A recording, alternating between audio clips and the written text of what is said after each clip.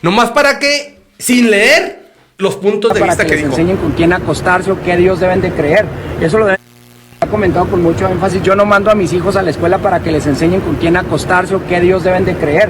Eso lo deben decidir ellos en su absoluta libertad, ¿verdad? Y eso creo que está lejos de lo que deben de enseñar las maestras y maestros en las escuelas, en los salones de clases, ¿no?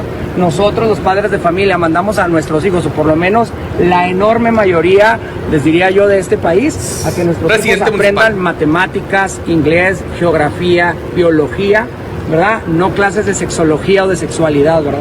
De veras que nosotros hemos estado en contacto con varias organizaciones de padres de familia escolares y creo que quien está por ahí metido es la Fundación Adela, ¿no? Y justamente lo que se está buscando con estos libros de texto es pues que la educación sea laica, que no sea en extremo religiosa, pero tampoco en extremo izquierdosa, ¿verdad? O comunista. Es un punto medio exactamente, es formación del pensamiento. Le sabe mucho el tema, ¿verdad? Este cabrón. Menores, sí. Para que ellos puedan tomar la mejor de las decisiones. No hay derecho de que la Secretaría de Educación Pública forme ideológicamente a nuestros menores. Doctor Marx Arriaga, estas son las opiniones del alcalde de la capital del estado. ¿Este es el alcalde? Él es Marco Bonilla, el alcalde de Chihuahua. Vaya cosa. Empezando obviamente con una declaración que se demuestra de cuerpo entero la capacidad intelectual del señor, diciendo que no quiere que los libros de la escuela de sus hijos le digan con quién acostarse. Hablando de menores, ¿verdad? ¿Qué opinión te merece opiniones como estas? No, bueno, pues nos da la razón, ¿no? Que había que cambiar el modelo educativo. Este es el ejemplo sí. de lo que formaban con la vieja escuela mexicana. Ahí está el ejemplo del racismo, el clasismo, las mentiras. O sea, pareciera que no tiene ni ánimos de leer. Los libros son públicos, están ahí en internet, que nos digan en qué hoja aparece lo que él dice. ¿Dónde está el comunismo? ¿Dónde está la herejía? Hablan de libertad. Sí, libertad, pero con el garrote del otro lado, ¿no? Que la gente decida qué es lo que tiene que creer, pero tiene que creer lo mismo que yo creo. Sí, claro. Entonces es grave que estados como Chihuahua sigan en una postura intransigente, no quieran dialogar, no quieran leer, no quieran sentarse a reflexionar con las bases magisteriales, con la misma población, qué es lo que se requiere. O sea, están desconectados de la realidad. O sea, cuando hablan de herejía, cuando hablan de mis hijos deben de creer o los debo de educar como yo quiero, pareciera que viven en una burbuja, independientes, que sus acciones no afectan a otros. Claro. Ojalá que tengan mayor humildad y que se acerquen una vez más a las bases magisteriales para reflexionar entre todos y todas qué es lo que requiere el gobierno y el municipio de Chihuahua. Es correcto, de acuerdo contigo, doctor. Oye, y en general, ¿nos quieras compartir cómo fue el reto, la aventura, por así decirlo, de esta nueva conformación, o esta conformación, pues, innovadora sobre el material educativo para este ciclo escolar? Bueno, ya hemos estado nosotros comentando e investigando sobre las convocatorias, las mesas de trabajo, maestros de todo el país participaron, ¿verdad? No fue una ocurrencia ni de López Obrador ni de Marx Arriaga, fue todo un proyecto y un proceso. Si nos quieres compartir brevemente cómo estuvo esta aventura, los nuevos libros de texto gratuitos. Bueno, fue una aventura, una odisea. Lo primero fue quitarle los contratos a las editoriales que habían convertido el libro de texto en un negocio. 3,000 millones de pesos se les daba a las editoriales y a las imprentas por hacer esos materiales año tras año.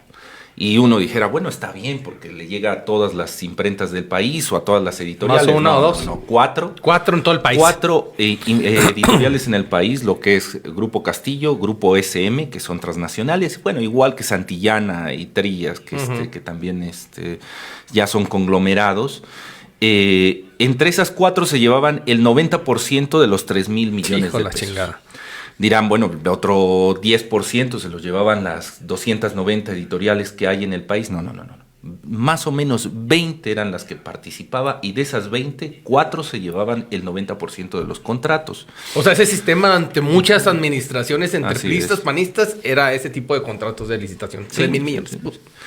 Y a eso habría que sumirle las organizaciones civiles, los medios de comunicación, revistas como Grupo Nexos o Letras Libres, que también tenían las manos metidas para la triangulación de esos dineros, y hasta organismos internacionales, en donde en lugar de acercarse al magisterio y preguntarles cómo deberían ser los libros de texto que tú vas a utilizar en el aula, iban y le decían al CERLAC o a UNESCO: ¿cómo logro triangular el dinero para generar un sobreprecio? Y tú le pagas a los maestros que sea el que diseñen estos materiales, y aquí simulamos el gasto público, ¿no? Entonces ese fue el primer reto a enfrentar: quitar esas malas prácticas, decirle al magisterio que por qué necesitábamos que las editoriales nos marcaran el rumbo de la educación.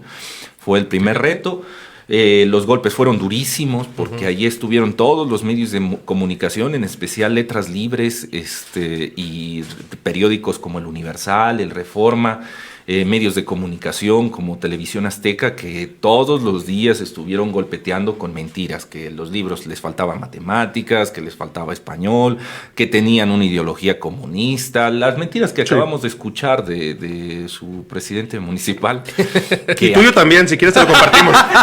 Te lo podemos pegar mientras que estás aquí en la estancia que estás aquí, Bueno, nuestro presidente municipal. Oye, pero es de risa, pero es un tema muy delicado. Muy delicado. Es la autoridad municipal aquí en el estado, pues converge para absolutamente todos. Y escuchar ese tipo de declaraciones, imagínate a nivel nacional. O sea, con qué facilidad escupir y decir: oye, a mí no me van a decir los libros de texto con quién se acuestan mis hijos o con quién no. A ese grado nos enfrentamos día con día en el sistema político local. No nomás en el de la administración pública, sino en el de los medios de comunicación, en ese sistema. Y bajo ese sistema no nomás fue lo mediático, sino también inclusive las organizaciones empresariales. Se reunieron a un día después, sin saber ni haber leído un solo libro de texto, a decir y exponer: aquí nos oponemos directamente a los libros de texto. Eso es lo que luchamos ya con día aquí en Chihuahua. Sí, y ahora que pasó todo y que ya tuvieron los libros los maestros en las manos y los tutores ya los tienen sus hijos, ya que pasó todo esto y que nos dimos cuenta, o sea, porque leímos esos libros y que todo era mentira, ¿cuándo van a pedir perdón por el daño que hicieron? Claro, un daño que ya quedó. Para quienes apenas nos esté, bueno, ya no se dice sintonizando, le acaba de dar clic a nuestro programa, estamos platicando con el doctor Marc Sarriaga. Es el director general de materiales educativos de la Secretaría de Educación Pública, obviamente hablando del gobierno federal. Doctor, un año antes de esta actual administración, ya había habido una reforma profunda en la política educativa del país. Unos dicen que nada más era una cuestión laboral con la docencia y no de la materia en sí, ¿verdad? De la educación. ¿Por qué de esa reforma de la llamada aprendizaje es clave, el sistema curricular de aprendizaje es clave, ven ustedes, quienes dirigen la política educativa del país, la necesidad de hacer otra reforma también importante, de gran calado? ¿Qué es lo que vieron ustedes, pues, que necesitaba México?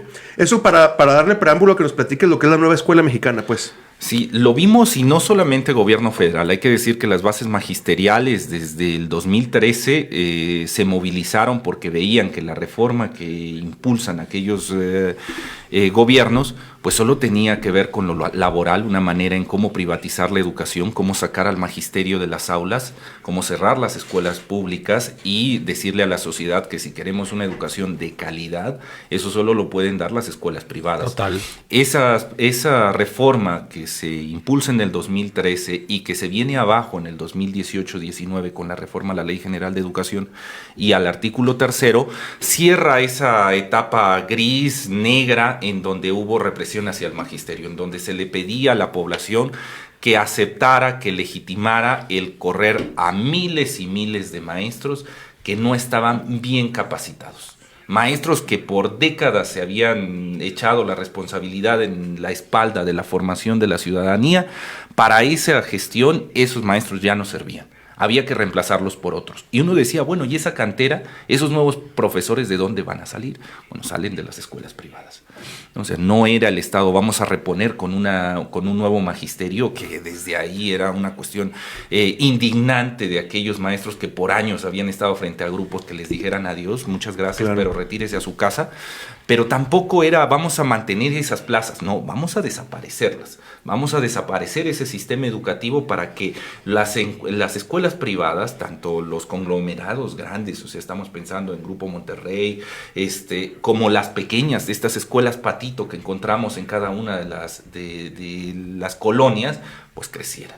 Que la educación se convirtiera en un negocio, esa era. Que hubiera un libre mercado en el ámbito educativo.